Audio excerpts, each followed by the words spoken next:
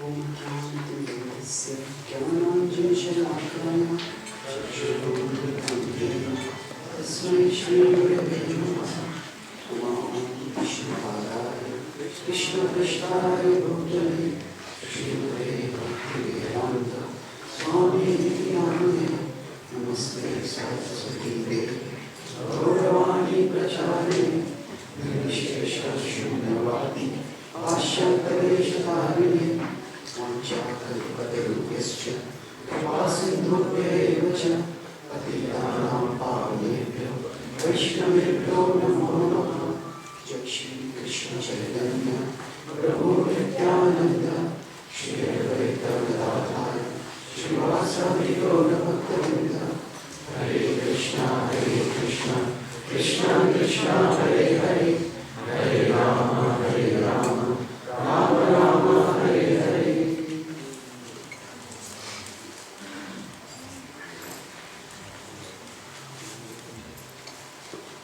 Hare Krishna. Hare Krishna.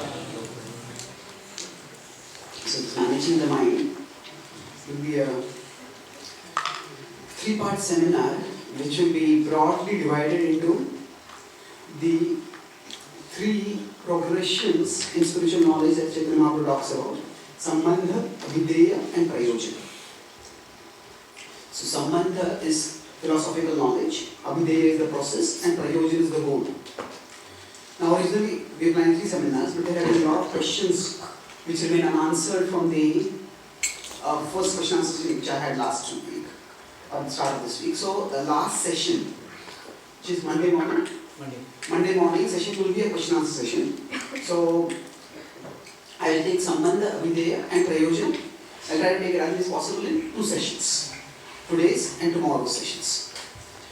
Now when we focus on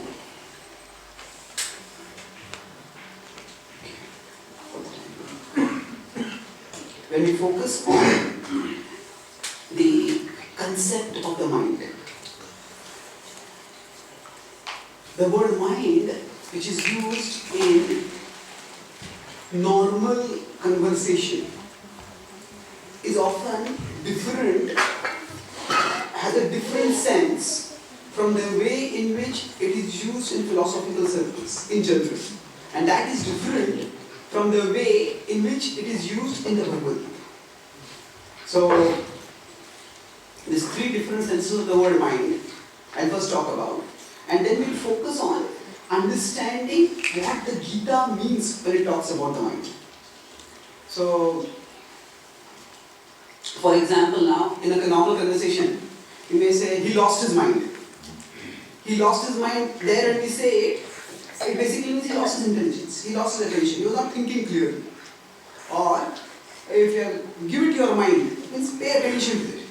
So in normal conversation, the word mind is often used to mean either intelligence or attention, basically focus.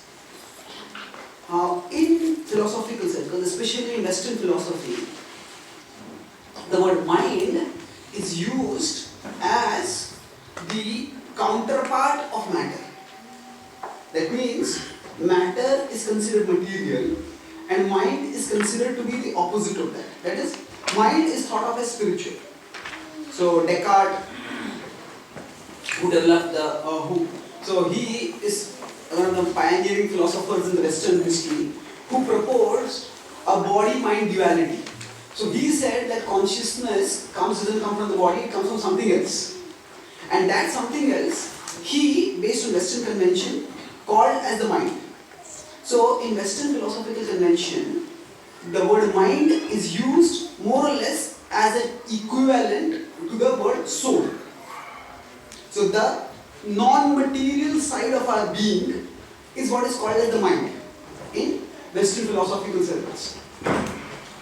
Now sometimes the word mind is used to refer to the person itself. Like sometimes it is said that Einstein was one of the greatest minds of the 20th century. Now here, we are referring to the person's intellectual capacity.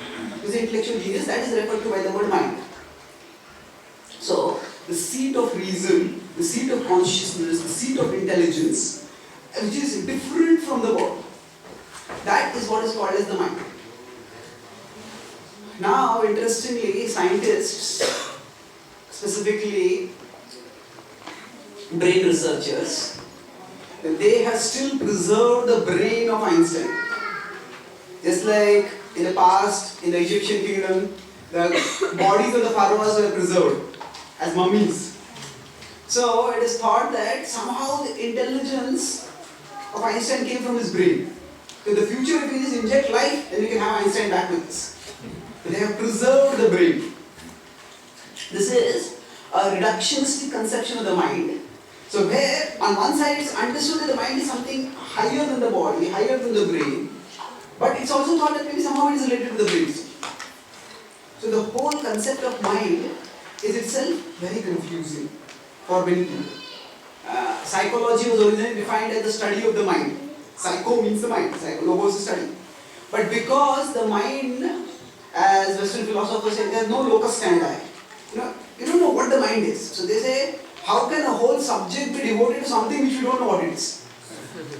So they many mainstream psychologists now redefine psychology not as the study of mind, but as the study of human behavior. So let's remove the mind from there. So now the point which I am making about this is, although the mind, both as a term and as a concept, is familiar to us. Term means the way the word is used, concept is to think of the mind. So it's familiar to us, but there's a lot of confusion and contradictory or varying or even contradictory terminology that is used to it. So for example, when we use the word mind, we refer to it as something which is a fickle part of us, something which is changing, something distracts us, something which is often inimical to us. But in much Western philosophical discourse, the word mind is used to refer to the intellectual faculty of a person. As I said, Einstein is the greatest mind of the 21st century. So words have different meanings in different contexts. And when we talk about managing the mind, we are talking about the Bhagavad Gita's conception of the mind as it is played out in our lives and the lives of people in general. Now, what is the Bhagavad Gita's conception of the mind? So, in the Bhagavad Gita's conception, there is the soul, there is the mind, and there is the body. Something similar to, if you have a computer, we have a user, there is software, and we have the hardware. Now, interestingly, within the software part, the software is not the person, the software is not a source of consciousness. But within the software, the Bhagavad Gita divides it into two parts. That is, the mind and the intelligence.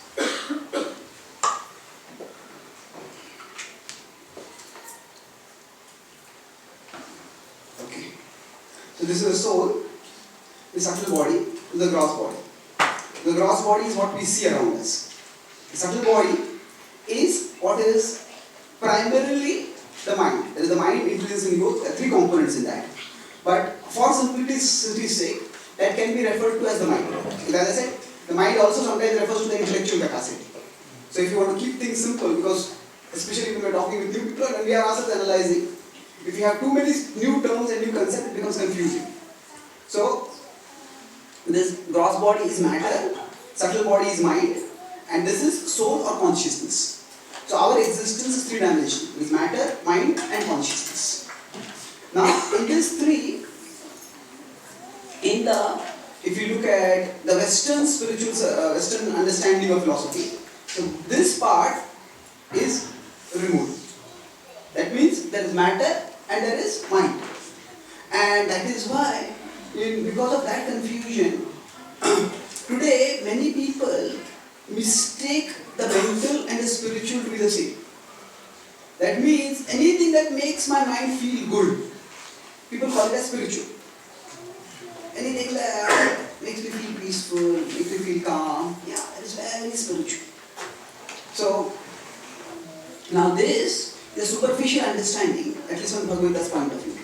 So, now when we talk about the mind, the Bhagavad Gita says the mind can be our friend and the mind can be our enemy. So Krishna says, Uddhared Atmana Atmanam Atmanam Avisadayet Atmaiva Atmano Bandhur Atmaiva Ripratmana. The 6.5 in the Bhagavad Gita. And here, the word Atma comes 6 times. And one Atma refers to the mind, another Atma refers to the soul. Prabhupada translated that way. Some Gita translators, they translate it all as soul.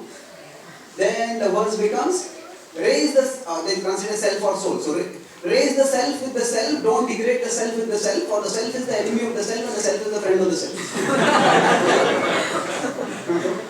Most people they read is forget the self.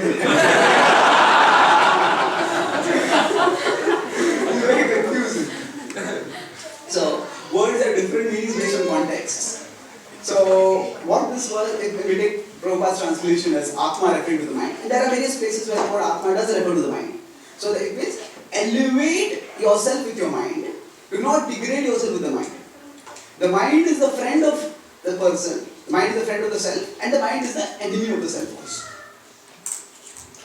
So, whether it is the Indian tradition or American tradition or European tradition, all over the world, people know, wise people have observed that there is something within people that makes them self-destructive, that makes them behave in foolish ways.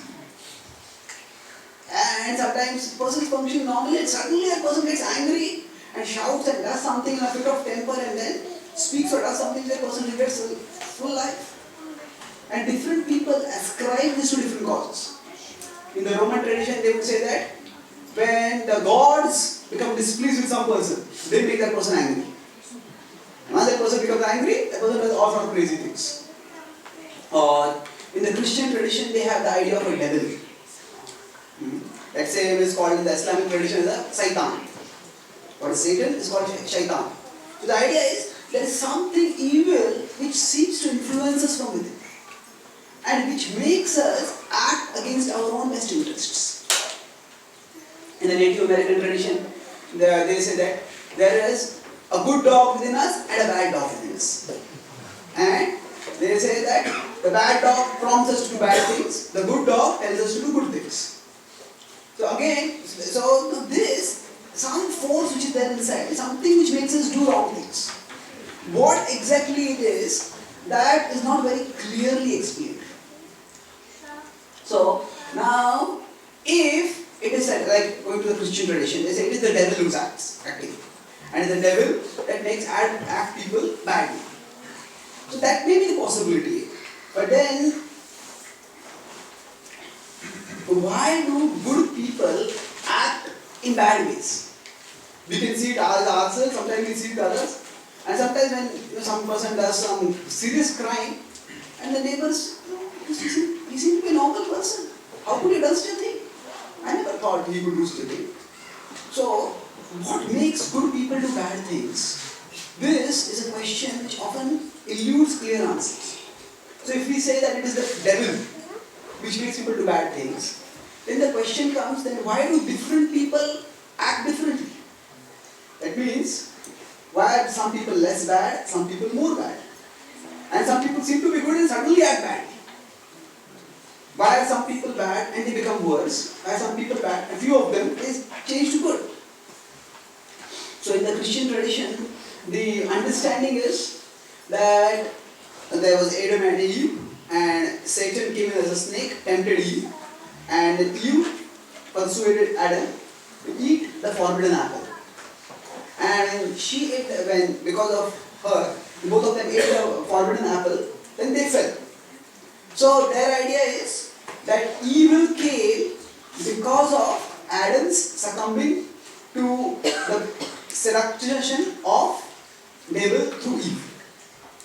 So the idea is that then the whole idea of human propensity towards evil, it seems to be like a genetic defect that has come down from Adam. Now, all of us have a tendency towards evil because Adam sinned.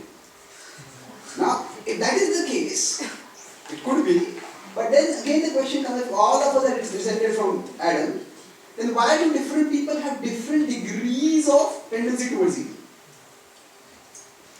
So this is something which again eludes explanation. So what the Bhagavad-gita explains to us is that this tendency towards evil, it doesn't come from some external force. It is there within us, in the programming that we have subjected ourselves to. So The mind is a very impressionable thing. I'll give various metaphors to convey the concept of the mind. So one of the metaphors that we can begin with is like a blotting paper. Whatever, if some ink has fallen, you take the blotting paper, it is absorbed there. So the mind is like a blotting paper. Whatever impressions we provide it, it takes in those impressions. And why do some people have a greater tendency towards evil, lesser tendency towards evil? That is all because they have taken in different impressions at different times, either in this life or in previous lives. And based on that, the mind has developed certain tendencies. Now, to understand this better, so the blotting paper metaphor conveys how the mind takes in external things. Another metaphor to understand how the mind functions is, as I use the word, program. Now, when there is a computer program, sometimes if you are logging into a site repeatedly, which requires a password, then initially it may ask you to type a password, and afterwards it will say, would you like to save this as a default password? Once you save it as a default password, then afterwards, even without your wanting to log in, it will just log in as that ID. So if you say you have 2 Gmail IDs, and you want to log in through some other Gmail ID, but by default you log into this ID because that has been the choice which we have chosen repeatedly, and then it becomes a default choice. So basically, when there are some programs which run by default, then those programs run a particular way because that's how we have chosen them to run in the past. And then later when we want to change them also, even before we realize, they start acting in that way. So, if I make, say, a particular Chrome as my default browser, and as soon as I launch the internet, by default, that's what gets in it. So like that, the way we act, the way we think, that creates impressions. But those impressions, like in blotting paper, those impressions just going. But with respect to the mind, the impressions come out as actions. And those actions are default actions, which often we don't choose consciously, they automatically happen. I have a text-to-speech software which reads out the text, whatever I have written. So when I write, if I have to do proofreading, if you read some words, you miss out. But the and then, it most seems similar, but you read it out, then the and then the sound is very different. You can catch the spelling mistakes. So I use that. So in the software, when I wrote an article, and I was just, after writing the article, I was just walking along and hearing it. And repeatedly, I was hearing the word Saturday. And I was wondering where this word Saturday is coming from. And then I went back and looked at the software. So then I found that the Atma is Satchitananda. It was written that Atma is Saturday Chitananda. So, by its default program, it was transforming Sat into Saturday. So, here, the program was intentioned correctly for a particular purpose. But for my purpose, the autocorrect was being incorrect. The autocorrect was going incorrect and I had to, so although I had typed the right thing, the computer made it wrong and then again I had to go back and make it right. So like that, when we start practicing bhakti, so our mind has, based on our past life, got certain programs within us. So those programs usually, that means we think in materialistic terms and our mind goes towards material forms of enjoyment. Now when we come to bhakti, at that time we want to think more spiritually, we want to act more spiritually. But we find that our mind just goes off in certain directions. And although we start off, we may start a day, we may start an activity with a devotional intention. But suddenly we find out in the middle, where did the mind go? How did it end up here? Especially when we try to chant. Then we start with the intention, today I want to be very attentive. And then yes, a few mantras, maybe 1 round, 2 rounds. And then after, we become attentive, not to the mantra, but we become attentive to the mind. That means wherever the mind goes, we obediently follow. So our attachment to the mind is something like, suppose you are watching TV at home and a thief comes. And the thief comes and picks up the TV and starts stealing the TV. And we are so caught in watching the program let me walk along with you. And keep watching the program. So instead of stopping the thief, just go along.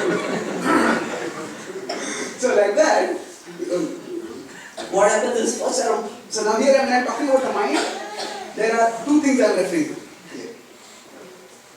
See the mind. Now in the example which I gave, there's a thief and there's a thief. They're two different things. But when I'm talking about the mind is the medium through which we perceive the world. Sometimes some people say, my mind troubles me so much. I hate the mind.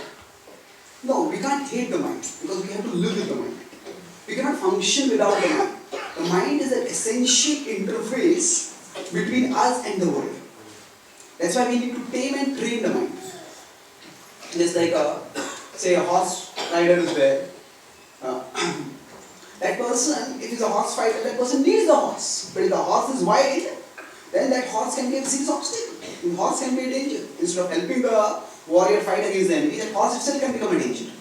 But then, if that horse warrior is there, then that person needs a horse. So the ways they call in horse taming terminology called breaking the horse. Breaking the horse means to tame the horse so that the horse becomes manageable. So just as a horse warrior, cavalry will need the horse, similarly we need the mind. We can't function without the mind. Mind is the essential interface between us and the world. So the soul perceives the world through the mind. And so right now, for example, if I am speaking something, you are hearing something. So it's like, say, some sound is coming from my mouth, it is going through your ears. The soul is here, and around the soul is the mind. So the mind is the doorway to the soul. And the mind is elsewhere, then it's like the door is closed. So then if say for example you are thinking of something at home or you are thinking about something else, wherever the mind is, it means the consciousness is rooted over there. So a little subtle point to explain this concept of the mind and the soul. The soul is the root of consciousness, R-O-O-T. And the mind is the root of consciousness, R-O-U-T. Root is the pathway. Soul is the source or the origin of consciousness, and the mind is the pathway for the consciousness. So for example, if this door is open, if say there are 5 doors over here in front of me. There right now one, but if there are 5 doors here, assume that if the front door is open, that's what I will be able to see. But if that door gets closed and some other door opens, then wherever that door is pointing, that's where I will be able to see. Now instead of thinking of 5 doors, think of one door that opens in 5 different directions. Like you have a crossroad, where the road will go in 5 different directions. So like that, the mind is like a door which opens in multiple ways, pointing to different pathways. So just as if I want to see outside the room, I need the door to be open, and whichever direction the door is open, that's where I will be able to perceive. So like that, we need the mind to perceive in this world. We can't function in the world, we can't perceive in the world without the mind. But we need the mind to focus on what we want to do. Just like if say one door goes to the, assume this is a house, one door, the same door is there. But if it opens one way, it goes to the kitchen, one way it goes to the main entrance to the house, one way it goes to the bedroom. Now if I want to see who is coming at the door, into the house, and at that time the door is open towards the kitchen, I will not be able to see what is there. So like that, when we want to concentrate on something, but if the mind goes elsewhere, then we can't concentrate. We can't perceive even what to speak of concentrate. We can't perceive what is happening. So often when we sit for classes, our body sits, but our mind goes for walks. Not just walk, it goes for jogs also. And then somebody laughs, oh what happened? I missed a joke, let me come back. Something interesting is happening, let me hear it. So it just comes running back. Sometimes the class is going on and somebody's joke is there, suddenly the person asks, what was the joke? What was the joke? So that's the nature of the mind. So the point which I am making is, we need the mind for perception. So we can't have a lifelong hostile or inimical relationship with the mind. And that's why Krishna said the mind can be the enemy, but the mind can be the friend also. And we have to befriend our mind in a way that it helps us, that it serves our purposes. Not that we serve its purposes. So, going back to the earlier metaphor of a computer program, or rather, before that, I was given the metaphor of the TV. A thief comes and steals the TV. Now, in this metaphor, there is a thief and there is a TV. So, when I said that the mind is the means by which we perceive, then the mind is like a TV.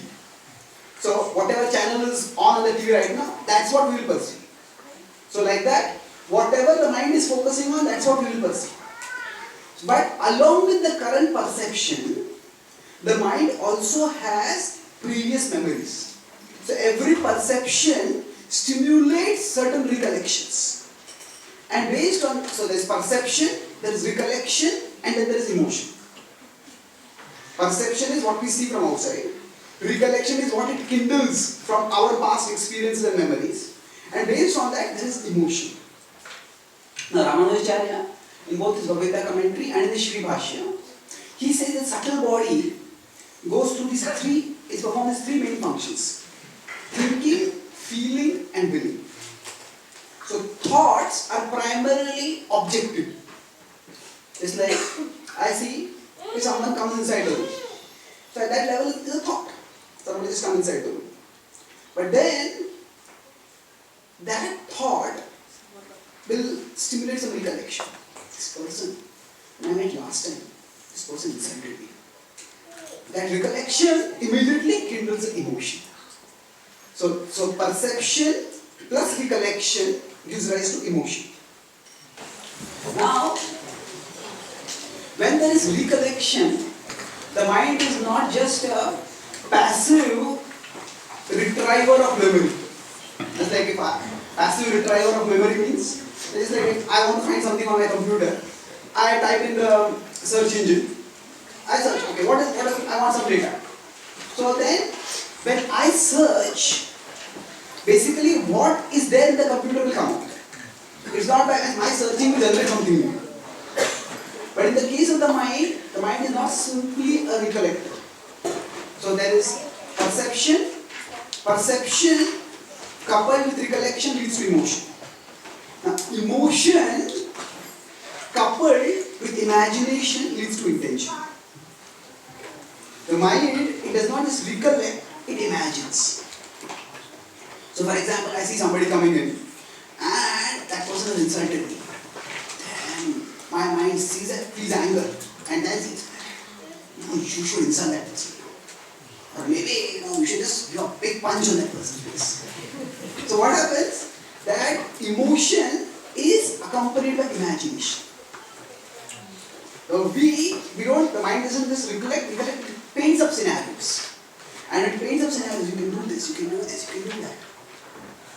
And then after that, when the imagination becomes very strong, then naturally things don't stay at the level of the imagination, we want to actualize it. Then it becomes an intention. So, there is perception, emotion, intention. There is thinking, feeling, willing. So Ramanuja says that among these three, feeling is the most powerful. Feeling is the most powerful because to some extent, perception, we can't regulate much. We live in the world. There are people who we like, people who we don't like. There are things which we like, things which we don't like. So we can't just close our eyes and avoid perceiving the things which we don't like. We can't avoid entirely meeting the people whom we don't like. We can minimize it, but we can't entirely eliminate it. So perception is unavoidable. But when the perception leads to emotion, then it becomes more and more difficult to control. So now I'll explain this with another example. But before that, let me complete the example of the TV and the thief. So when I said the mind is like a TV which is showing us a particular program. But along with that, the mind is also like the thief. Because the mind is not just a passive transmitter of information, but the mind is also an active imaginer. So for example, sometimes if we try to retrace how the mind goes from one place to another, it's so difficult. The way the mind works is amazing. I'm chanting Hare Krishna and then when I'm looking there and I say, oh my God, it's really wet. I have to put another dhoti for drying. and it was good over there, and it was wet over there. So maybe it's raining, and maybe everybody did not remove the dhoti. And I want to make a phone to check. My cell phone is missing. Where is it gone? Who had taken the cell phone? And the problem is that person took it. That person is very responsible. And he deserves chastisement. And we start seeing how the mind went all this chain. You don't even know. And then you just look around, your dhoti is already safely in the cupboard.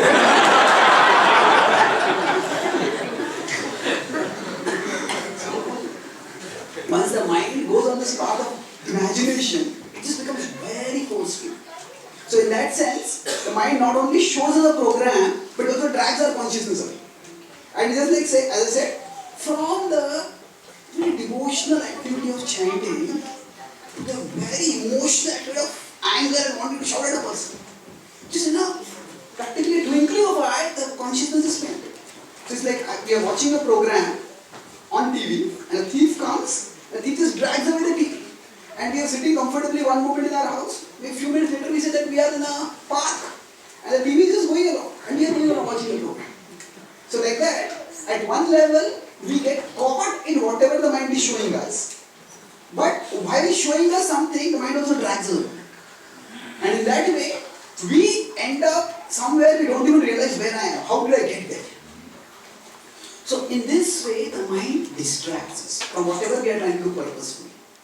So now, as I said, there is thinking, feeling and willing, or perception, emotion and an intention. Now after intention will be action.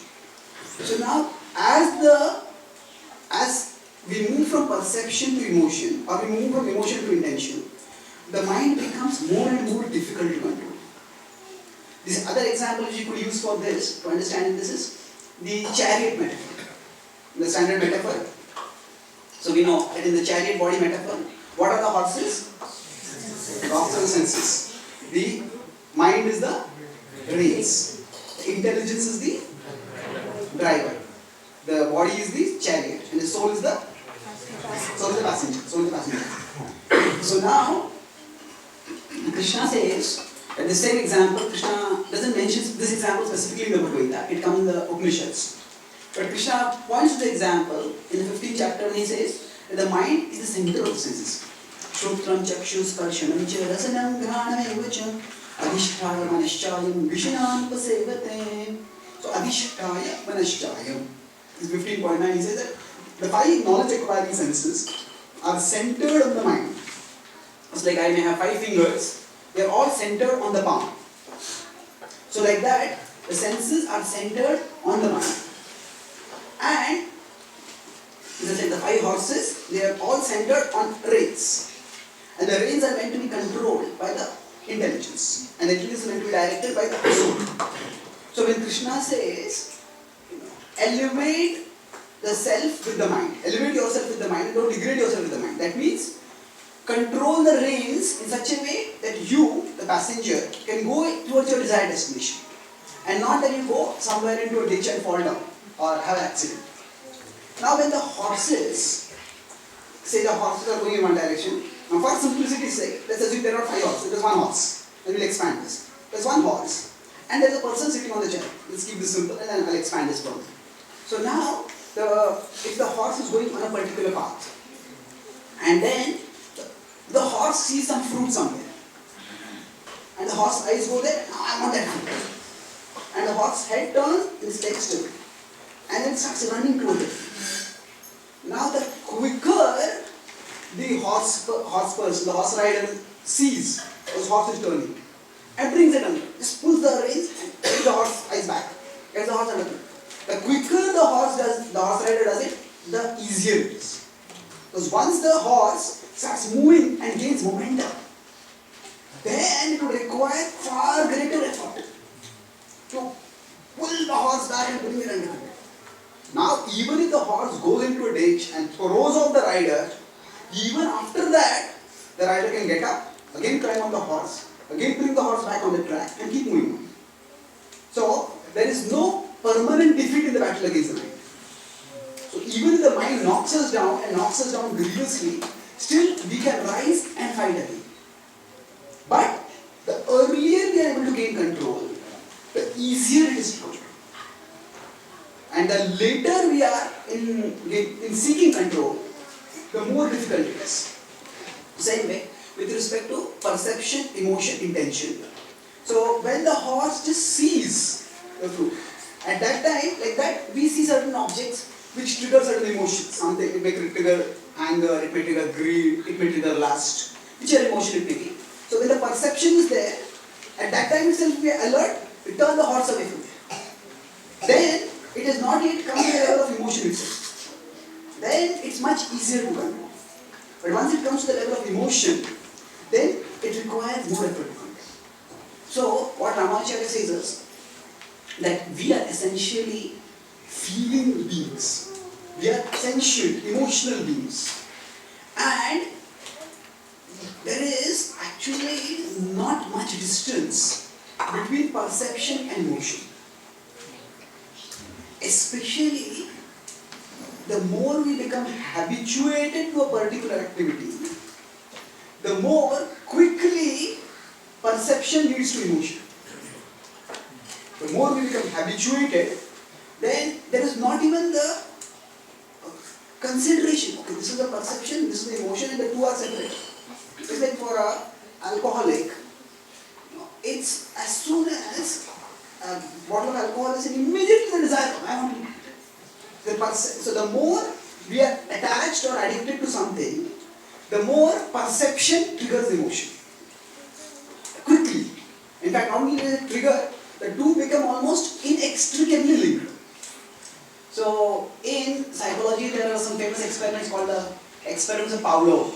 Alexander Pavlov was the researcher, and he did experiments on animal behavior, which correlate with human behavior also. So instinctive, instantaneous responses are called as Pavlovian responses in psychology. So what was the experiment of this person? He had some dogs, and the dogs, that a bell was rung whenever the dogs were to be fed. And so the dogs were brought food, and as soon as food was about to be brought in front of them, food was brought in front of them, food was given to them, at that time bells were rung. So the dogs, over a period of time, started, normally, when we see food, we will feel some attraction, the food is good. So when we see food, say our tongue starts salivating. So similarly with dogs, when they see some food in front of them, their tongue will start salivating.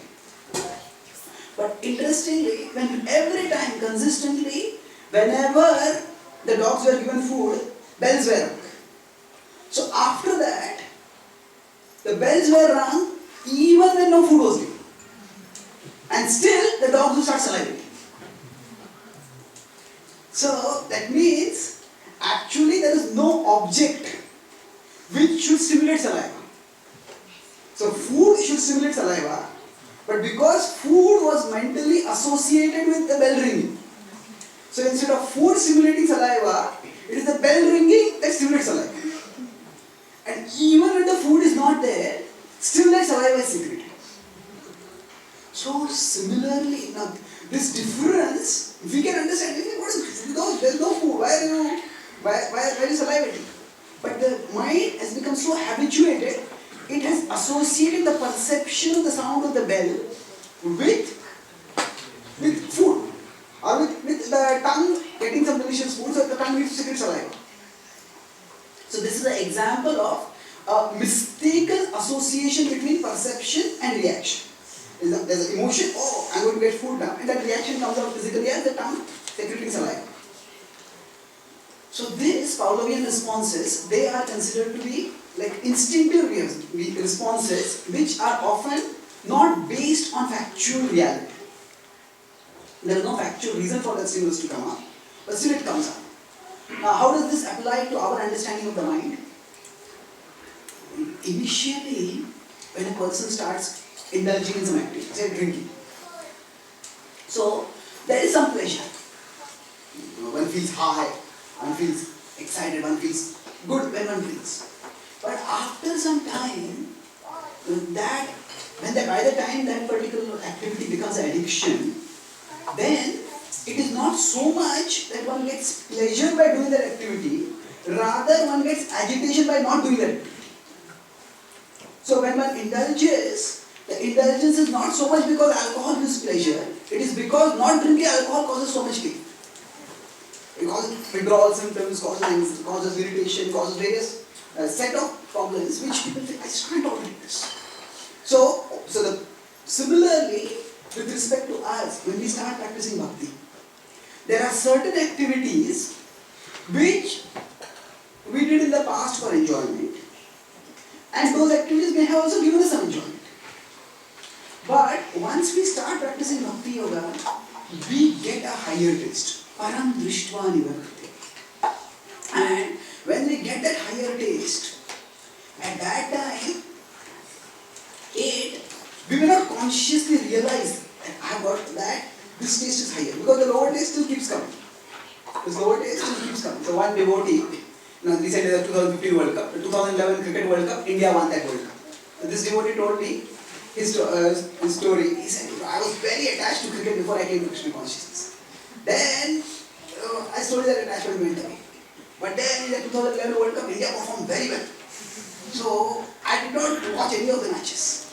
But when India came to the quarterfinals, I said, now I have to watch. So then after that, still I resisted the temptation. But then the semi-final was India-Pakistan semi-final. I said, how can I miss this? So then I started watching it, and it was, India did not bat very well. And India's score was very poor, so everyone thought India would be losing. And then yet India won. And it was so difficult. And he was sitting with his old friend, and they were all watching the match. And he found that all his friends were so happy, he did not feel the happiness. He said, what's going on? Anyway, the final came. And then, in the final, then India, I think it was with whom? In Sri Lanka. So, whatever. So, there was the final, and again, Sri Lanka went very well, and Sri Lanka made a very good score. It seemed like to increase that score difficult. And still India won the match. And then, all his friends, they were celebrating, loudly cheering and shouting, and he was also watching the match, and the match got over. All this is just noise. He says, all this is just noise. He said that I could remember myself feeling so jubilant when India win a match 10 years ago.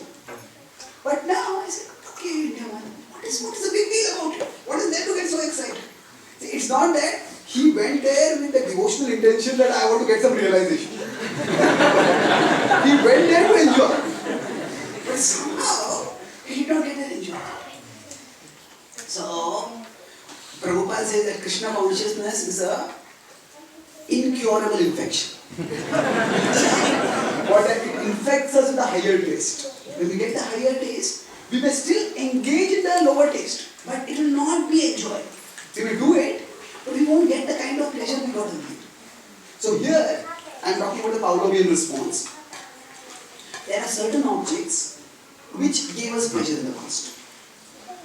And when we perceive those objects now, immediately the emotion gets in, hey, this will be enjoyable, this will be enjoyable, this will be enjoyable. And the mind gets excited, come on, go it, do it. Eat this, touch this, watch this, buy this, whatever. So, the mind gets excited. But just as in the case of the Pavlovian responses, the stimulus actually is not there. There is no food for the dog to get excited about. Similarly, for us as devotees, there is no pleasurable object actually out there. Yes, the object might be there, but the pleasure in that will hardly be anything because we have got a higher taste. And unfortunately, we don't realize that, okay, this is what, when we get attached to something, the perception, the emotion, and the action, they just often go very fast. I see something, I desire it, I do it.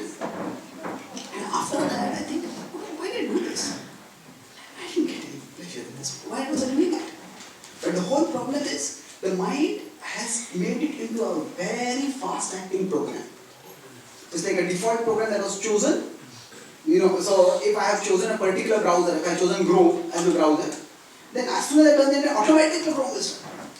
So like that, as soon as our mind, we think of pleasure, immediately our mind thinks of material pleasure. And immediately the mind starts going in a particular direction.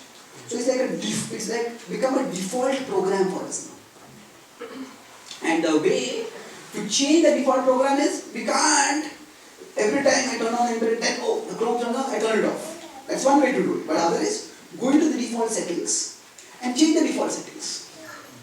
So like that, one level of trying to control the mind is, it goes in the wrong directions and we bring it back. Krishna says this, we should do it. Yato yato nischalati manaschanchala astiram tadastato anyam yetat atmanyeva vashanayet. So, in the 6th chapter on yoga, there Krishna talks a lot about mind control.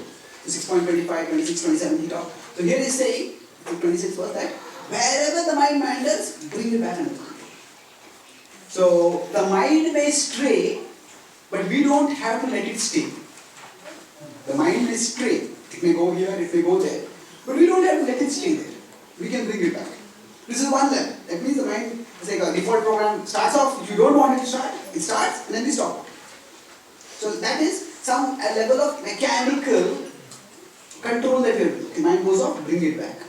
But a deeper level is like we go to the default settings and change the settings itself. So like that, we go deeper and challenge the mind's definitions of happiness. We challenge the mind. Your mind, you're getting so excited about this activity. Has it really given you pleasure worthy of the kind of excitement that you're getting over it? Challenge that. So when we challenge that, that means often when we engage in some enjoyable activity, there is some enjoyment, after that there is some disappointment, and after that there is frustration. So Krishna says that there is some pleasure, etadagre amritopamam pariname vishan. In the beginning there is some pleasure, but after that there is misery. So we experience that. We enjoy something and afterwards, all material enjoyment is at best an anticlimax. At best an anticlimax. So, actually that was one of the main realizations that attracted me to Krishna consciousness. In India, most of you are from India. In India there is a tremendous pressure on education. Students are evaluated by their marks. So, since my childhood I had this desire, I want to be the number one. I want to be the topper. And I was always among the toppers, but I was never the topper. I was second, third, joined first, but never the first. So like that was throughout my career. I came to engineering, and when in my third year of engineering, I gave the GRE exam. So I always liked English very much. So I was very good in English, and I was fairly good in maths also. And then, till then, in our college, and in Maharashtra, in that area, Pune and Mumbai area, the highest score had been something like 2250. And then when my results came out, I was 2350. So I was not only the topper, I was the topper in the history of the college. I was the topper in the whole state. And then I thought I'd be so happy now. And first when my Air Force, the report came, I was very happy. So, typical in sports or movies, somebody says, Yahoo! And all that. Gun sort of things. Then afterwards, I found that just looking at that paper was not a source of very great happiness. Okay, there's some happiness. Then I found it all depended on how much and how well others congratulated me. And then, whenever I would meet someone, the first thought that was in my mind is, does this person not know what I have done? Why is this person not congratulating me? So, as this happened with, most people congratulated me that way, but still there are some people who did not. Maybe they're envious, maybe they did not know, whatever the reason. But I started thinking, that time, since my childhood I was dreaming for this. I have achieved it, but rather than becoming happy, I have just become dependent on others for my happiness. I need someone else to congratulate me, then I'll be happy. And then it struck me that actually, as compared to when we expect something from someone and that person doesn't fulfill the expectation, that causes a lot of agitation. Then it reminded me, then I just thought, actually, when I was studying for GRE, I was happier than after I got this. So then when I read the Bhagavad-gita, Karmanye Vadikaraste Ma Phale Shukadasya. When Bhagavad-gita says, Work because you have right to work, don't be attached to the result. That makes sense to me, what it means. So, the point which I am making is material enjoyment, even when we get it, at best it is an anticlimax. There is pleasure, but the mind hypes it to such a high level that the reality does not live up to that. And it's at best an anticlimax. But unfortunately, after that pleasurable event is over, then when the next time that similar pleasurable event, the opportunity for enjoying something similar comes, at that time, the mind does selective recollection. Selective recollection means it remembers only the pleasure and not the disappointment of it. Now why is that? Why would the mind do selective recollection like that? Bhaktivedanta also says in one of his songs that in the womb, I was suffering so much. Janani jathare chilama jakhona vishama bandhana pashi. Ekapara Prabhu dekhatiya more panchila edina dasi. Yes, my Lord, I suffered so much in the womb. At that time, Janama hoya koriba bhajanatava. I will worship you. I promised you. But as soon as I came out, then happy birthday. I forgot it all. So often when the consequences hit us, we feel regretful, we feel determined, we feel determined to change. But the next time the temptation comes, it is just the pleasure, the initial titillating pleasure that was there, that's what we remember. And the remaining we forget. Why is that? This would make it seem that the mind is like our enemy. The mind is doing a selective recollection that is actually a deceptive recollection. If somebody sold us a product and told us only the pluses of the product and didn't tell anything of the problems of the product, eventually when we started facing the problems, we would be angry with that person. So like that, the mind sells us certain ideas, sells us certain proposals, but it tells us only the positive side, nothing about the negative side. Now why does the mind do it like that? Again, the mind is a creature of habit. It's just a program. So because we are habituated to do certain things, whatever will facilitate that habitual activity, the mind will bring that. And whatever will impede that activity, the mind will not recollect that.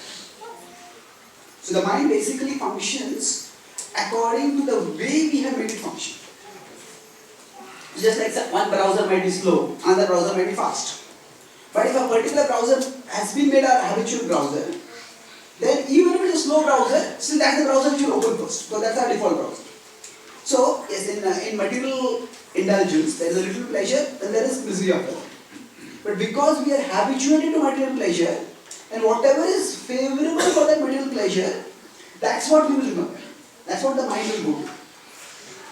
So, the reprogramming of the mind, which I was talking about, in two stages. First is, that when the mind goes somewhere in the wrong direction, bring it back in the control.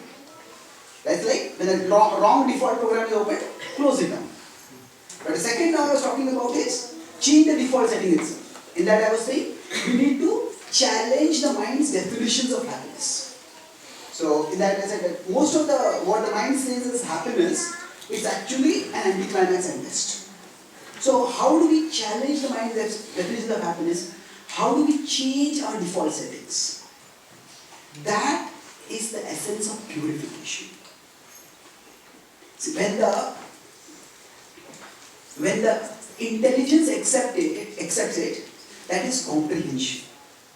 When the mind accepts it, that is realization. When the intelligence accepts it, that is comprehension. I understand this. But when the mind accepts it, that is realization. So quite often, with respect to the emptiness of material enjoyment, of worldly pursuits, we may have intellectually understood that this is temporary, this is not going to give me a lot of happiness. Intellectually accepted, but the mind has not yet accepted it. And because the mind has not yet accepted it, so it's not really a realization. It's an intellectual comprehension. Intellectual comprehension is good. But from there it has to go towards a realization. So what exactly a realization is, I will explain diagrammatically in the next class, and how we get realizations. I'll talk about it a little later. But here I would like to conclude with one point about this point of challenging the mind's definitions of happiness. So once the mind accepts something, it is nothing so great, then at that time the desires themselves will not trouble us. Till that time, the desires will come and we will have to say no. I'll tell you one last metaphor. A small child, it's a mother and a child. In the first class, I gave to the devotees on last Friday or Saturday, last Saturday. I talked about how the mind is like a child, the intelligence is like the mother. So now, when the child is very small, the child may see a shiny object, child may see a knife. The baby, or not child, but baby. May see a knife and he just want to go and touch the knife. Now, the mother has to be vigilant and not let the child go and touch the knife. Child will again and again go and touch it. Now, even if the child, sometimes what happens, is this child hand may also get cut. But still, if the intelligence is not adequately developed, for the child that connection may not be established. That, oh, I got this pain because of the cut, because I cut that knife. Still, we may think that, oh, this knife is attractive, shiny, I want to touch it. So, when the intelligence develops, when the child will himself or herself understand, oh, I should not touch this. But till that time, the mother has to be vigilant. Either don't keep the child close, don't keep the knife close by, or always keep an eye on the child so that the child doesn't go to the knife. So like that, during the process, when the mind has not yet accepted it, mind has not yet accepted the futility of various worldly indulgences. During that time, the intelligence has to be very active. And intelligence being active means that we need to hear Shastra regularly, study Shastra regularly. Because essentially for us as spiritual seekers, intelligence is almost equivalent to remembrance of scripture. We have very little intelligence of our own. I am not meaning to insult or disrespect anyone. The point when I am using the word intelligence, it's in a different sense from what our IQ test tells. The IQ tests, they tell us about information processing capacity. And many of us may have phenomenal information processing capacity. And that has its utility. Even in devotional service, it has its utility. If we have information processing capacity, we can remember verses, we can analyze concepts, we can explain things. It's very good. But when scripture talks about intelligence, it is not talking primarily about information processing capacity. It is talking about the discerning capacity. The capacity to understand what is right, what is wrong.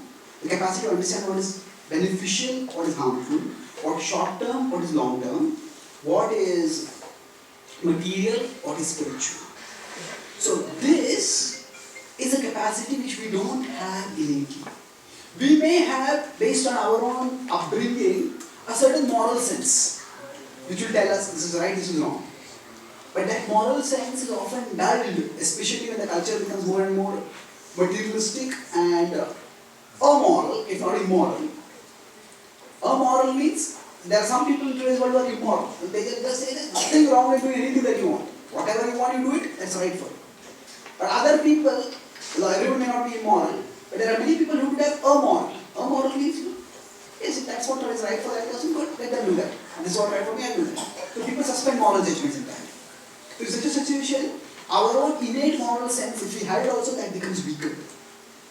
So, scriptural study is what strengthens and sharpens our intelligence. So, when Krishna talks about Dhyato Vishayan Pumsaha in 2.62 to 2.63, he talks about how from contemplation to self-destruction happens.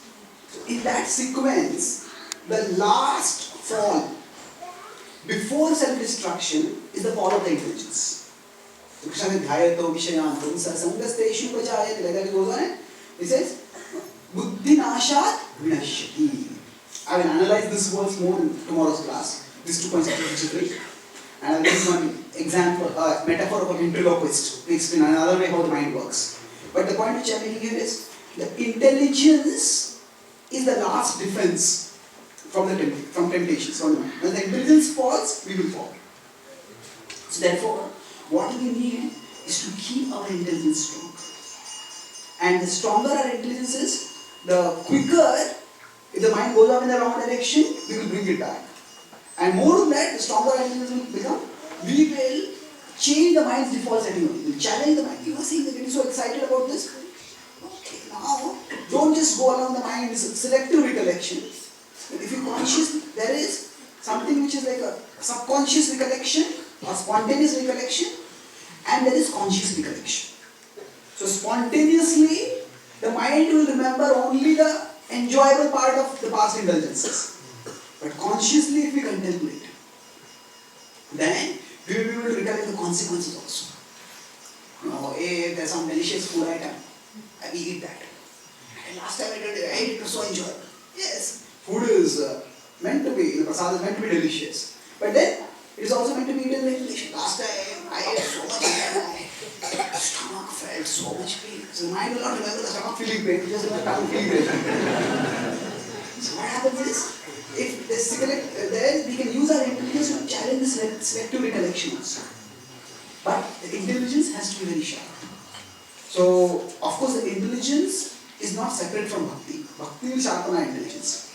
And the relationship between bhakti and buddhi, that I'll talk about in the next session. The summary is already discussed, and then we can have question answers. I started by talking about how the word mind means different things in ordinary discourse. It means attention. In some context, it means intelligence or intelligent person. In the Western philosophical discourse, it means our non-material side. Whereas the Bhagavad Gita, it refers to the intermediate between the soul and the body. And we discussed various metaphors for understanding the mind. The mind takes in impressions like a blotting paper. And then the mind gives us a certain perception, and the mind drags our perception also. For that I give the example of a TV and a thief stealing the TV. So the mind gives you a particular picture, and associated with that perception, the mind immediately kindles emotions through recollection and imagination, and then takes our perception somewhere else. And in that, we want to control the mind. The earlier we can do it, the better it is. So you get the example of a horse rider. The horse gets off track. The faster the horse rider can, the earlier the horse rider brings the horse under control, the easier it will be.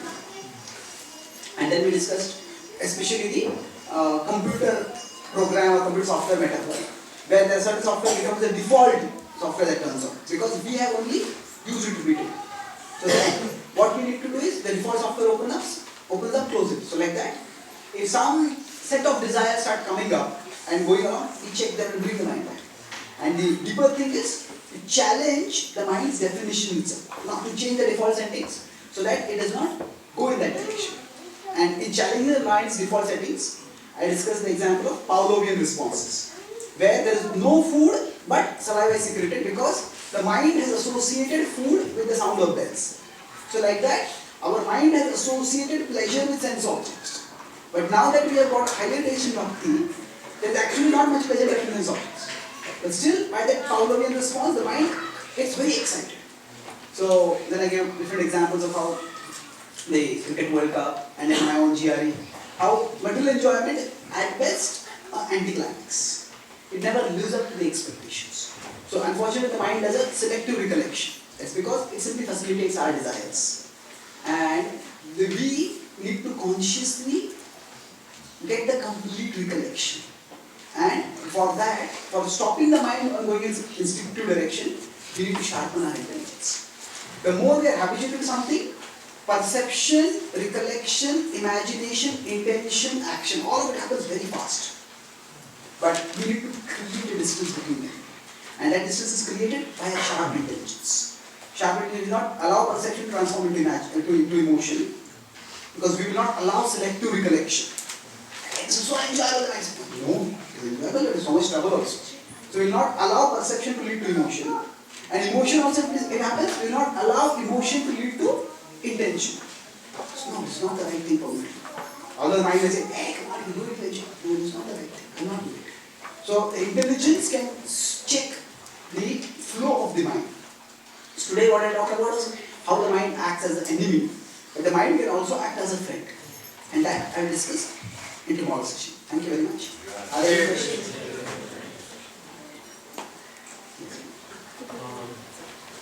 My question is on pleasure. Because the underlying concept at a sensory level, at the gross level, at the mind level. So if pleasure is so fundamental a feeling that it's hard to define but everybody desires to experience, so why does it evade us in bhakti when it is so easily and tangibly experienced in real life?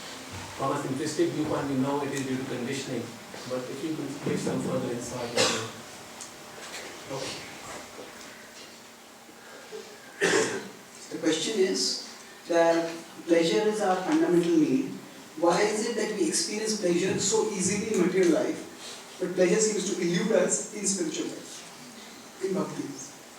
Actually, it is not that pleasure eludes us in bhakti, but the pleasure of bhakti does not conform always to our preconception of pleasure. That means, sometimes in bhakti there is pleasure which is very ebullient, very, very effusive, dance and sing and big smile in the face. And we more happy feel the higher we jump in kirtans. That is one way of expressing or experiencing the pleasure of bhakti. There is only one way. The pleasure of bhakti is often not that gross. It's subtle. It's like when people eat food with a lot of salt, a lot of spice, a lot of sugar. And if you take vegetable also, most of the time we don't even taste the vegetable. Because we are tasting only the additional items which are much more perceivable to the gross taste. So, but if somebody decides, I will not take any spice, I will not take any salt, I will not take any sugar, then initially we will eat the vegetable. Tasteless. What is the point? So bland. But once we start eating it, if we habituate ourselves, then oh, this tastes like this. There is a native taste to it, but it's subtle. Now subtle doesn't mean it's less enjoyable, but it's of a different kind of enjoyment. There is a taste there also, but it's of a different kind. So the pleasure of bhakti, the pleasures of medical life are very gross. So they are directly physically perceivable.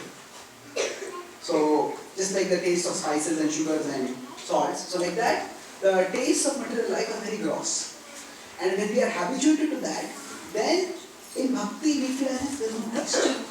Only when there is some intense spiritual experience we feel there is some taste. Otherwise we feel it's all tasteless. But even at all times there is some taste. If there had been no taste at all, none of us would have been practicing bhakti. We just have given it up and gone back to meditation. So we do experience some taste, but it's subtle.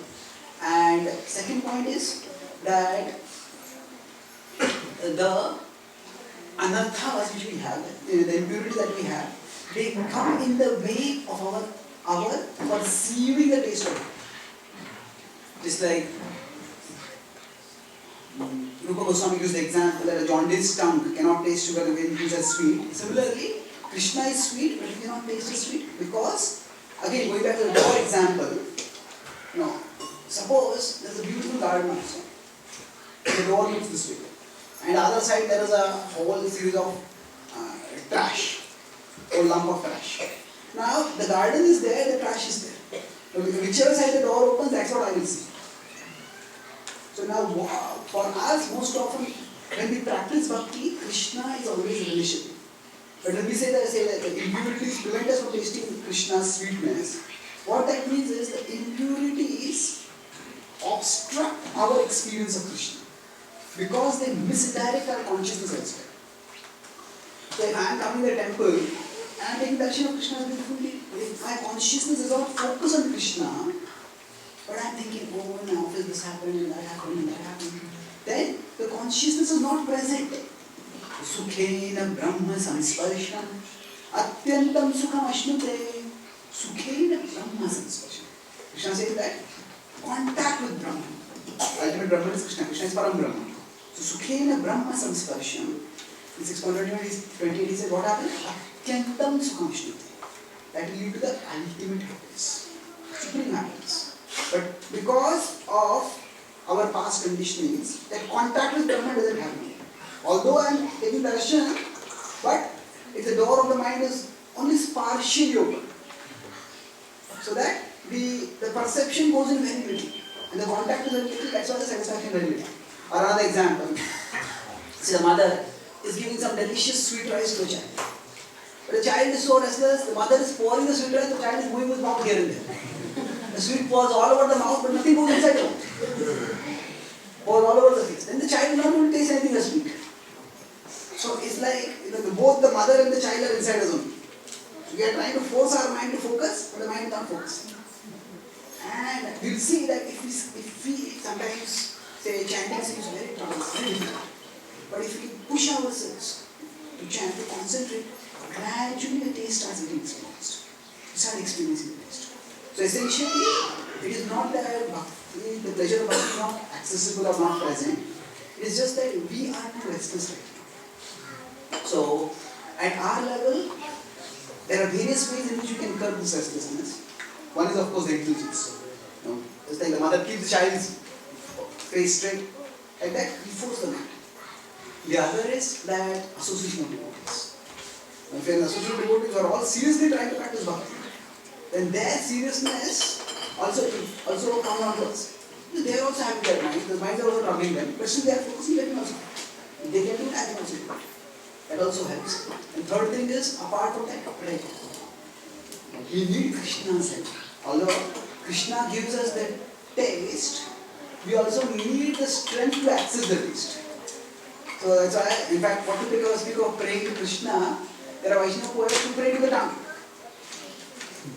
Pravartayo tappam brahmanani paramparastad madhuksharantiva muda vahani pravartaya pranjalairas vijilve namani narayana gocharani.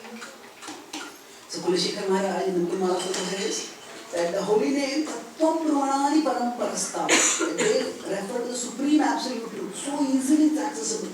That which yogis need to meditate for a long, long time, their absolute truth becomes accessible to the holy name so easily. And further is madhuksharantiva muda vahani, that it brings a flow of nectar as if I was drinking honey. And it is so nectarian, but I'm just not able to taste it. So just, O tongue, I stand in front of you with folded hands. Pravartaya pranjalai asvijivve. O tongue, I stand in front of you. And it's Namani Narayana Gocharani. Please chant the holy names. Or we have to say the famous song Bhaja Premana Nandanandan. Here, what is the devotee doing? The devotee Krishna is actually preaching to the mind. Oh mind, please fix yourself on Krishna. So basically, now that preaching to the mind is also done in the form of prayer. It's a song which is praying on the glory, meditating on the glory of bhakti through the medium of a prayer, through the medium of instruction, through the medium of a discussion. So whichever way it is, we can connect with Krishna, pray to Krishna for example. And it's quite often these spiritual sound vibrations. Certainly the holy name is the most potent spiritual sound vibration, but other associated spiritual sound vibrations which trigger our intelligence, they are very helpful. So if you remember some verses, some songs, some prayers, then if the mind is wandering too much and you don't feel any taste in the holy name, then in some other case, see the taste of the holy name is purely spiritual. In Kirtan, it is spiritual and musical. But in Japa, it is only spiritual. That's why Kirtan we can very easily absorb it. But Japa, there is no music in it directly. So it becomes much more difficult because Japa forces us to come to the spiritual platform. So when we are not able to come to the spiritual platform, at that time, we have to yena kena prakara mana Krishna vision. Somehow or other, access a little bit of the glimpse of the pleasure, by which we can convince the mind, there is pleasure here. Let us serve Krishna, there is pleasure. So that way we can get a glimpse of, so if we are able to, if we are trying to chant and not able to concentrate, then you just calm and maybe sing Hare Krishna Mahamantram and tune that you like, one or two tunes you sing, that calms the mind. Or get some favorite verses, recite those verses, that calms the mind down. So either emotionally or intellectually, give the mind a glimpse of Krishna, an experience of Krishna, and then now perceive. So three main things. There is bhakti pleasure, but it's subtle. And second, and because of our habituation with gross pleasures, we have become sort of deadened into subtle pleasures at present. Secondly, it is that we are, the pleasure of bhakti is there, Krishna is there, but our consciousness is misdirected. So we don't perceive Krishna. And that's why we need intelligence, we need association, we need prayer, and we also need some way to quickly access the higher level. So to quickly give the mind an experience of the higher taste, whichever way it works. And that way we can perceive more and more as the impurities decrease, then the misdirection will decrease, and then we will be able to relish the taste of bhakti.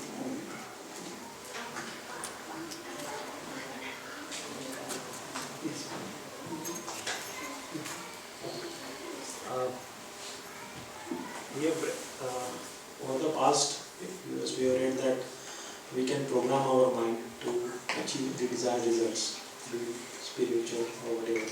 We can achieve desired results by programming our mind. So I just want to understand from how, from Bhagavad Gita point of view, we can program our mind. So I've heard that we can program our mind for achieving success, whether it's material or spiritual. So what does the Bhagavad Gita say about this? The Bhagavad Gita primarily tells us that the mind is molded. And once it is molded in a particular way, it functions in that way by default. So changing that molding, changing that programming requires time. So now in self-help circles, when they talk about programming or reprogramming the mind, it is centered on something like autosuggestions. Autosuggestions.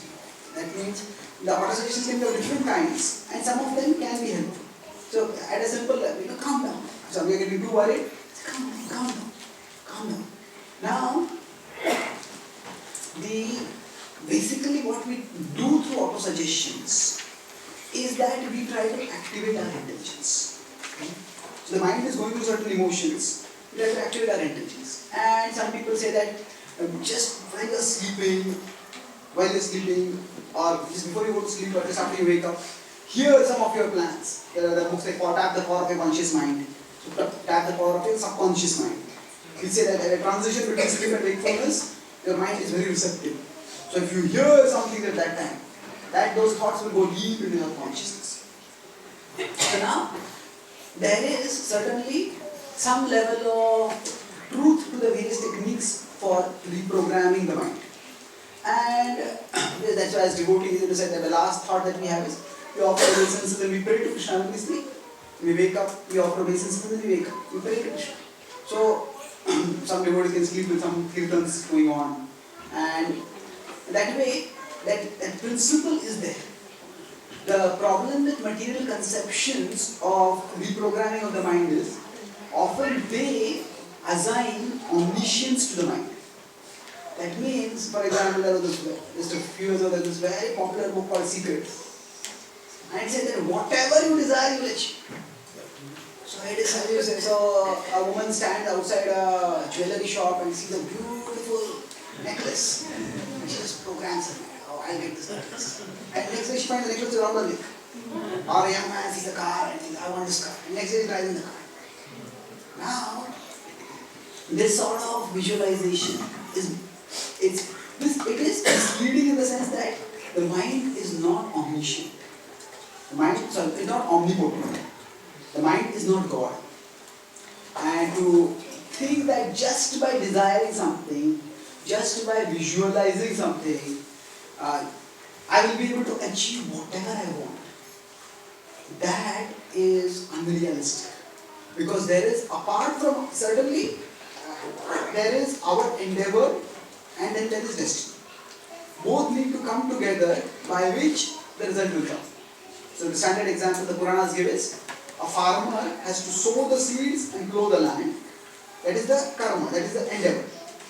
And then the destiny is the rains come. And then when both of them come together, then the fall, then the crops, then the harvest comes. So now, the visualization, positive visualization can help in maximizing our endeavor. If I am always thinking negatively, I won't be able to do this, I won't be able to do that, I am like this only, I am like that only, I am useless, then that negative thoughts will affect our own capacity to perform. Our endeavor will not be able to do. So that is acknowledged that the way we think, that will affect our behavior, our capacity to function. So in that sense, positive visualization can help us to maximize our endeavor. Let's say the farmer, oh, this field is so big, this land is so rocky, how can I plow all this? The thoughts itself will burden the farmer. But it is not that the farmer just by thinking, now rains will come, rains will come, rains will come, rains will come. That itself, if the weather is not conducive, if there are no clouds in the vicinity, it's not that the thought is going to produce rains. So, the visualization can help us to increase, maximize our contribution. So, as devotees we can think. So, the previous night only, we are going to sleep. Tomorrow morning, when I wake up, I am going to chant attentively. I will be able to chant attentively. I will do my best. But tomorrow, from the night only, I am thinking, tomorrow another day of struggle. Then that negative expectation will make things more difficult than they need to be. So, the positive visualization devotees can use it for making sure that we maximize our efforts. That we do the very best that we can do.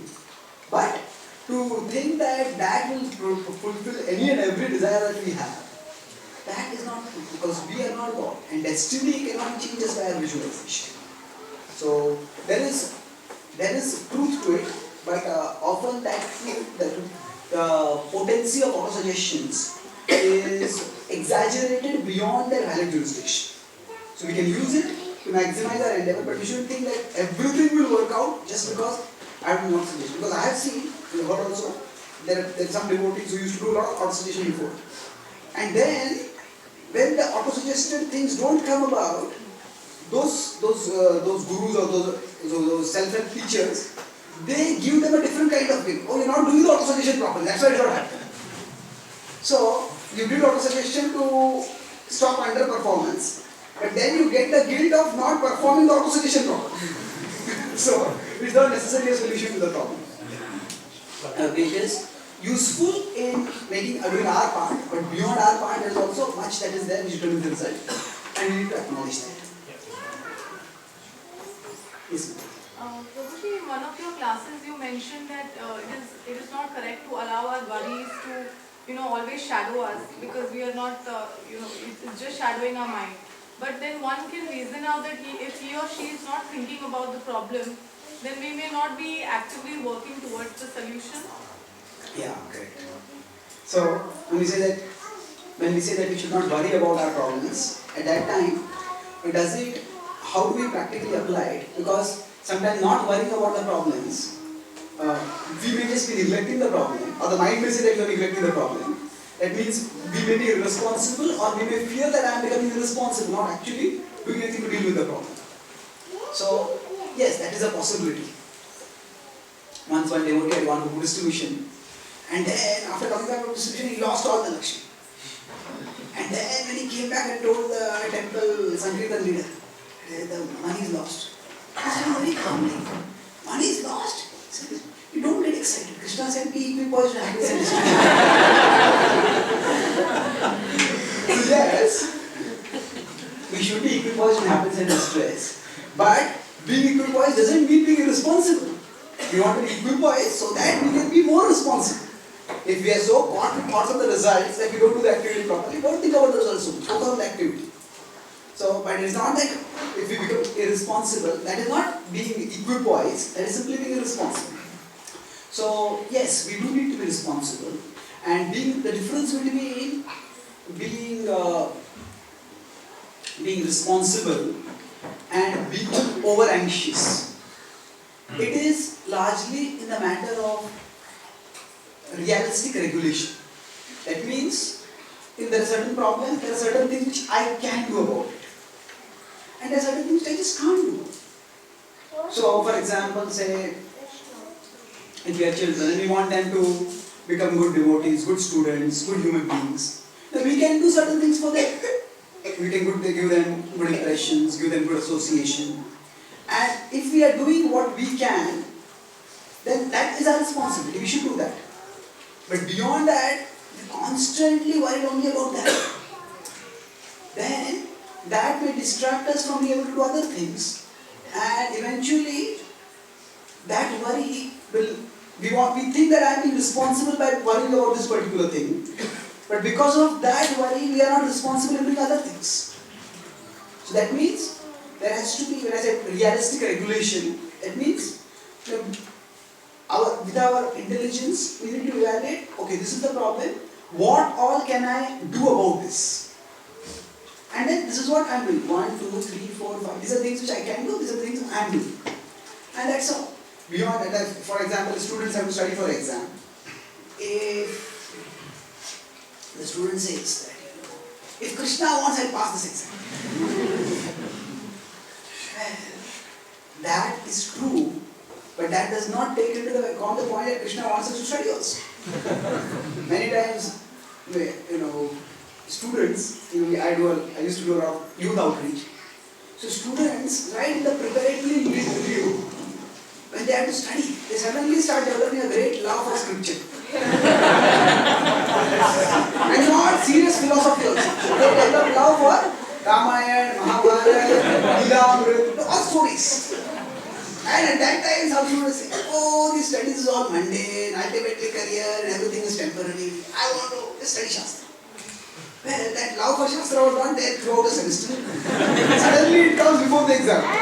Why? Because that Shastra study is seen as an escape way from the hard work of studies, college studies.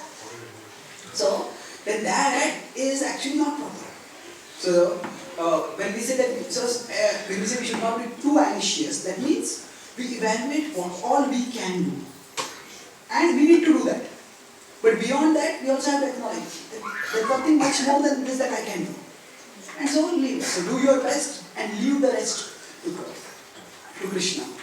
So the two extremes would be that we are so anxious. How do we know we are hyper anxious? That means we are so worried about that thing that we are not able to do any other thing properly because of that. And when are we becoming irresponsible? When there is a problem and we are not even doing what we can and should be doing for dealing with that problem. So both that hyper anxiety and irresponsibility can be avoided when we intelligently understand, okay, this is what I can do to solve this problem. And I do that. And apart from that, actually, whenever a worry comes, it is to tell the mind, don't worry, it doesn't work. So, one of the best ways to deal with the worry is to transform the worry into a prayer. And I'm feeling worried about this. Krishna, please, whatever is your will, let it happen and let me give me the strength to serve you with whatever happens. Whatever prayer you want to offer in that situation, offer that prayer, and then by that prayer, the thought moves from the worry to Krishna. And then we can, when the thought moves to Krishna, we ourselves will become a little calm, and then we can let the thought back to whatever work we are doing right now. And that way we can avoid both the extremes of not doing anything and worrying so much that we can't do other things. Hare Krishna, very nice lecture. I have two questions here. The first one, I humbly request you to answer. When managing the mind, the first solution you say is in the Google Chrome is opening default, close the Chrome. So when we try to subdue our mind, when we try to control the mind, similarly mind will also try to control us in a so much repulsive way, and it's very hard to control. And my second question is, One question again. okay, sure. So, the question is that when we try to control the mind, at that time it counters, and rather than submitting the control, it tries to counter control us. So how do we deal with that? That's why I gave the example of breaking a wild horse. In breaking a wild horse, a horse has just been, captured from the forest, or it has not even been trained to have a human rider. And if somebody goes near the horse will just throw that person away. And if the horse trainer is not careful, not only will the person be thrown away, but that person can not only be trampled by the horse, there can be injury also. So it has to be done carefully. So firstly, that Krishna also acknowledges when he tells Arjuna, Asamshayam Mahabaho Mano Durnigraham Chala. There is no doubt that the mind is difficult to control. So, often our frustration or our irritation is not caused because of the problem with the mind. It is caused because of our expectation that there should be an easy way to move forward. If you don't go with that expectation, expect, not in the negative pessimistic sense that there's going to be trouble with the mind, but that yes, the mind is not going to cooperate easily. I have to train the mind. So we can't treat a horse that has been untrained the same way as a horse that is trained. So if we go with the expectation that okay, this mind is going to perform like a trained horse, then we will be frustrated. So if we go in advance, it's not going to cooperate so easily. I have to train the mind. Then we won't be so disheartened or irritated or frustrated by that. And this is going to be the topic of my tomorrow's talk. That it's not that in everything we just have to restrain and reject the mind. Now there is I'll briefly mention this and I'll talk about this more. There is vasana and there is vritti. Vasana is undesirable desires. Those have to be controlled. But there is vritti is our nature, our inclination. Now that is not to be controlled. That is to be directed. If we completely reject everything that the mind says, then we will not be able to function at all. That means the mind's tendencies, we can classify them in broadly 3 ways. Again, I'll talk about this more tomorrow. There are anti-devotional tendencies, there are non-devotional tendencies, there are pro-devotional tendencies. So we don't have to reject everything that the mind proposes. So it is, there are certain things which we completely oppose the mind, but then there are certain things which we can grant the mind also.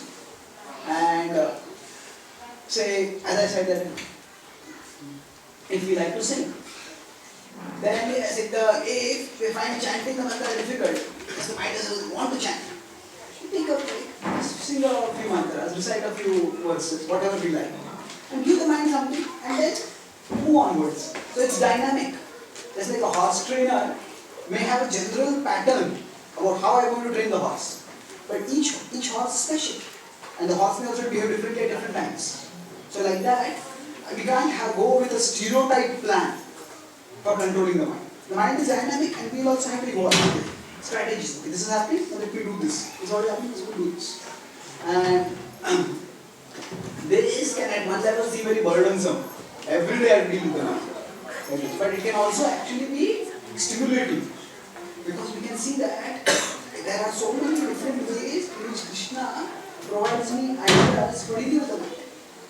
And we learn more about ourselves, we learn more about our mind, we get more realization about the potency of Krishna Bhakti. And that way, we can grow ourselves through the battle in dealing with the mind. And yes, so it's not easy, but it is very desirable to learn to control the mind. And controlling the mind is not just a one way that we dominate the mind, but we are befriending the mind. Befriending means that those of the likes of the mind which are not harmful to us, we can dovetail them. And that way, while at give and take, we move onwards in our life. Is the question? Yes, close it. And how is faith impacting on the mind and its functionality? How is one's faith, like faith on, we say like in devotional service we say faith on Krishna, and if we take a material world, we can say, psychiatrists saying, have faith on yourself. So how is that faith impacting on mind and its functionality? Okay. So the question is, how does our faith affect our functioning? There are 2 things. Krishna says in the 17th chapter, Shraddha mayoyam purusho yoyet shraddha sevas. He says, Shraddha mayoyam purusho. We are made of our Shraddha. And yoyet shraddha sevas. As our faith is, so we will become. So Krishna is talking about 2 causal relationships. He says, we are made of our faith, and as our faith is, so we will become also in future. That means, if my faith is in material enjoyment, I am a materialist. If my faith is in Krishna Bhakti, then I am a devotee. Shraddha mayoyam purusha. We are made of our faith. And it says, yoyat shraddha sa eva sa. As our faith is, so it will become. This talks about, so faith, you may say it's at one level static. This is by faith, right? But faith is also a matter of choice. We can choose to have faith in some things, choose to not have faith in some things. And Krishna says, the kind of faith we choose, that is what we will become. So, now, when we face situations, say for example, the mind says, come on, do this, enjoy this, go here, watch that, touch that. And our intelligence says, no, don't do this. So at that time, we have a choice. Which will? So, our choice will determine which faith will become stronger. So, if I choose Krishna, my faith in Krishna will become stronger. If I choose the mind, although there may be temporary frustration, and then I think sometimes I get some temporary frustration, and I realize also the mind cheats me. But again, next time the temptation comes, the mind by its selective recollection will again go in that direction. And because we have gone in that direction in the past, so the impression will push us faster in that direction. So in that sense, our choice is very important. So based on our faith, we have certain conceptions of happiness. Our present definitions of happiness are determined by our faith, as it is presently. And because we are in the middle stage, we are coming from middle life towards Krishna. So we have certain material definitions of happiness, and we have certain spiritual definitions of happiness also. So we are in the process of transition right now. Whichever we choose, that definition will become reinforced. Those corresponding impressions will become stronger. And accordingly, next time, we will be more habitually prompted to act that way. So, it's already 12:30. Yeah. Can we continue tomorrow? Tomorrow I will give a shorter session and we can have question answers. And day after tomorrow we are having a full question answers. Thank you very much. Prabhupada ki jai. Prabhupada ki jai. Chaitanya Prabhu ki jai.